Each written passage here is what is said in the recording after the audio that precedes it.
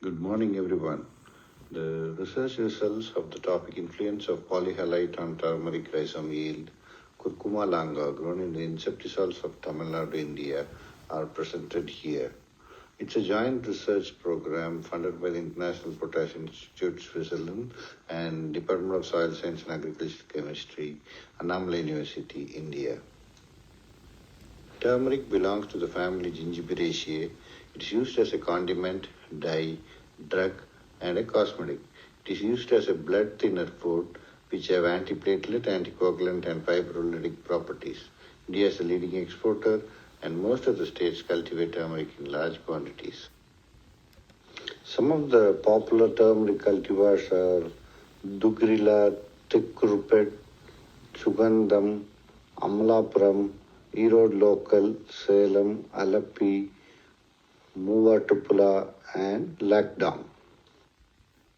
Polyhalite is a natural mineral containing 18.5% sulphur, 13.5% K2O, 5.5% MgO, and 16.5% calcium, all in the sulfate form.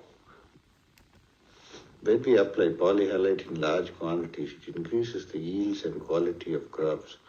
And it has organic certifications in Europe, USA, Canada, and Brazil. It has very low content of chloride and the lowest carbon footprint among common fertilizers.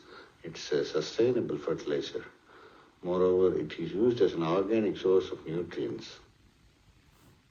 The treatment schedule is given here.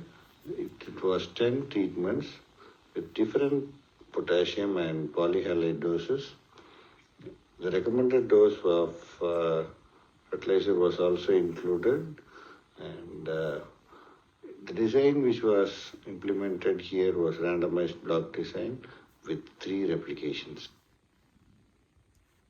The pot experiment was conducted in a place called Arachalur in Erode district of Tamil Nadu, South India, where turmeric is grown in large quantities. The initial properties were collected and analyzed for nitrogen, phosphorus, potassium, calcium, magnesium, and sulphur, and the results are tabulated here. The research experiment was also visited by IPA Switzerland India coordinator Dr. Adi Perelman. Table 1 gives an idea about the effect of different levels of potassium and polyhalite on number of tillers and secondary rhizomes in turmeric. The different levels of polyhalite and potassium were applied in different doses to the turmeric crop, and the results were observed on number of tillers and number of secondary rhizomes. The treatment number T10 and T9, which received higher quantities of polyhalite, recorded the highest yield.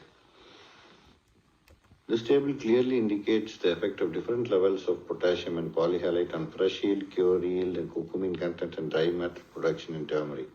This shows that the treatment T9 and T10, which received 380 kg of polyhalite and 750 kg of polyhalite, recorded the highest fresh yield, cured yield, curcumin content, and dry matter production over other treatments, which recorded lower dose of polyhalite and potassium. This picture shows the effect of different levels of potassium and polyhalite on fresh yield of turmeric at the early stages of growth. Turmeric responded significantly to the application of potassium through different sources and also at various doses. The percent ranged from 25.8 to 134 fresh yield and 28 to 148.2 cured yield. The rhizome yield increased linearly with the levels for both the sources. However, the yield was reflected higher with polyhalite. This is because polyhalite, in addition to potassium supplied, it also provided sulphur, magnesium, and calcium. This picture was taken at the harvest of our pot experiment.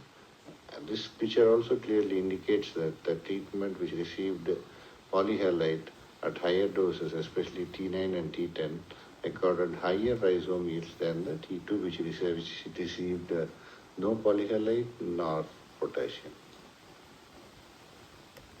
So I conclude saying that more polyhalite gives more turmeric rhizome yield. I thank the International Potash Institute, Switzerland for funding my research program, and I also thank the International Potash Institute for providing travel assistance to enable me to present my research results at the World Congress at Glasgow. I also thank the Indian Society of Soil Science for providing financial support for the registration fees partially, which enabled me to attend the World Congress in Soil Science. I also thank my officials at Annamalai University for granting me permission to present at the World Congress in Glasgow. Thank you, everyone.